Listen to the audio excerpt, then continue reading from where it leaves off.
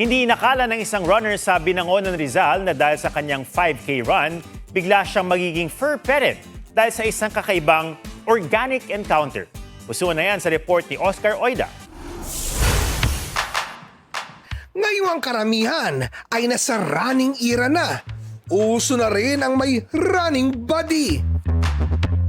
Pero ang runner na si Yel, kakaiba ang nakasama sa kanyang 5-kilometer run. Inisip ni Yel, baka nagkataon lang. Pero nang subukan niyang umiwas at magtago, sinusundan talaga siya nito.